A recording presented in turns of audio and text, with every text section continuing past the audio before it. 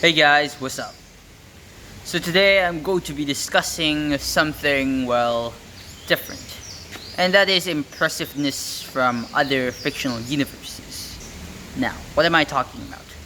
Well, I'm talking about something that fans from other fictional universes would think impressive, but in reality, other fictional universes have done it as well, and some fictional universes views the other fictional universe feats like other fictional universes feats as being impressive, being less impressive in other fictional universes.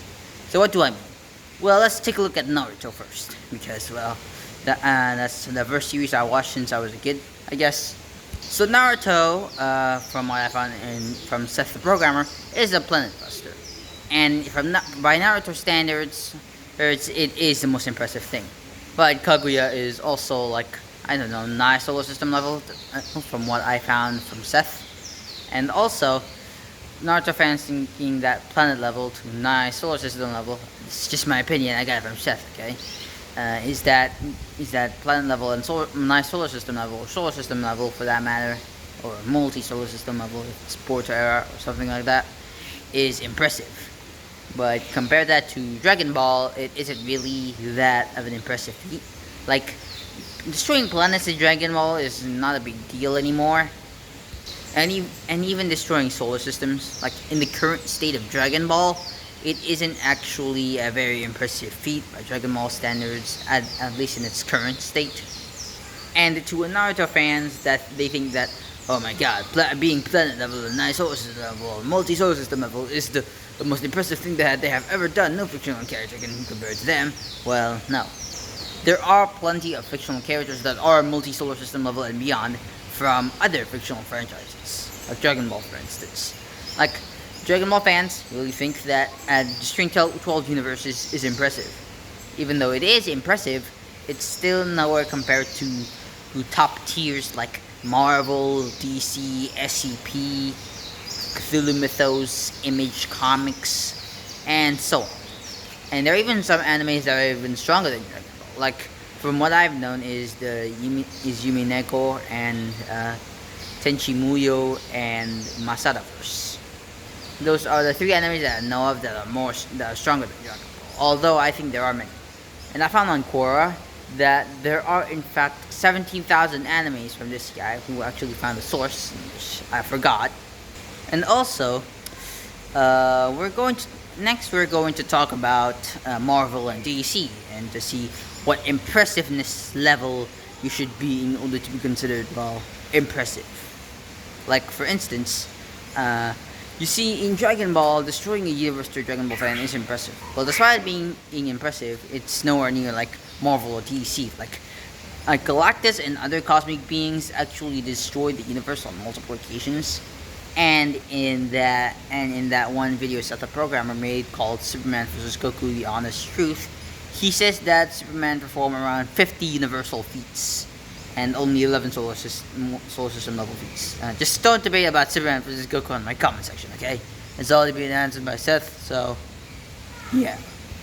Anyways, like I said, in order to be remotely impressive in Marvel and DC, is you being like low outer reversal to high outer reversal. And also, sorry for the late upload.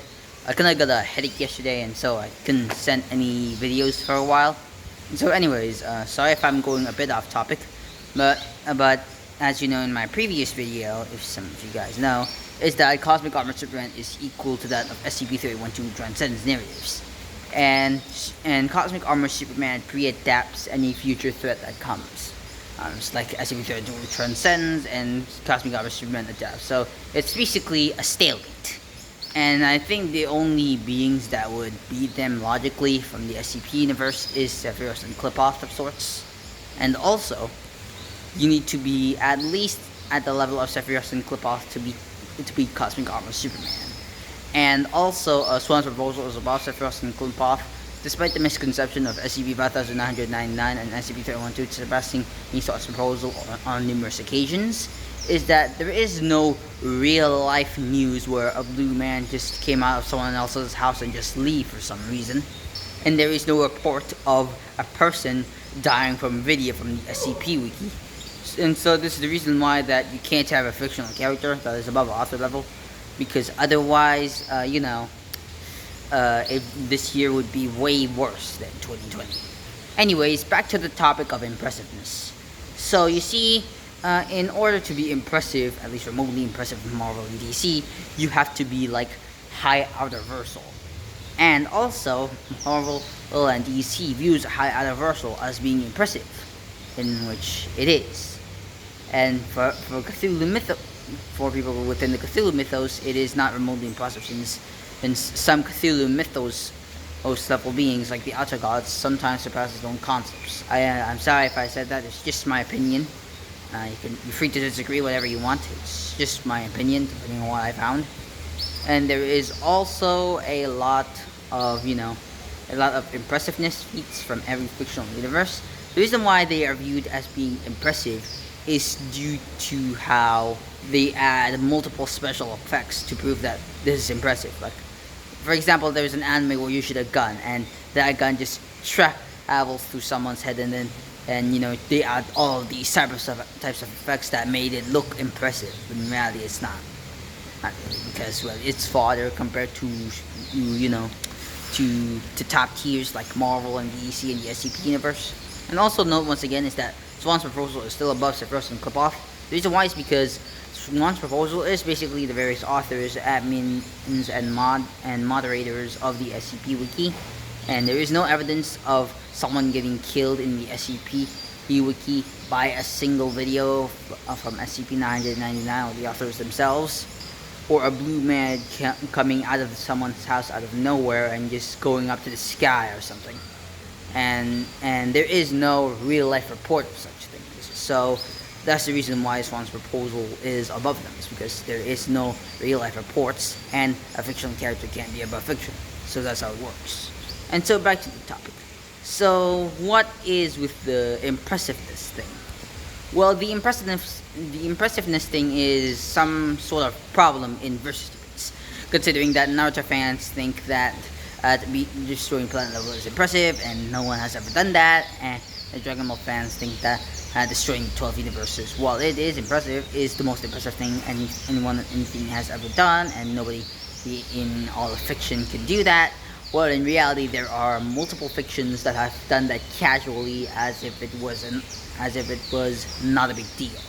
I think the reason why this is kind of a problem is because animators from other fictional universes is like from Father versus, for example, like shooting a gun, added too much detail to see the skeptical, like, whoa, so cool, like that.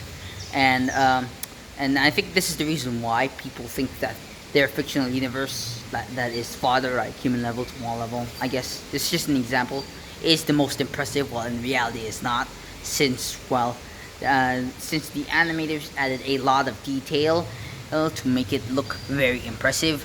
It is appealing to the eyes of fans. So yeah, it's basically how it works. And besides, there are multiple verses like Marvel and DC, SCP, Cthulhu Mythos, Shimineko, and the Tenchi Muyo and Masada verse that are basically equals, considering that they have omnipotence.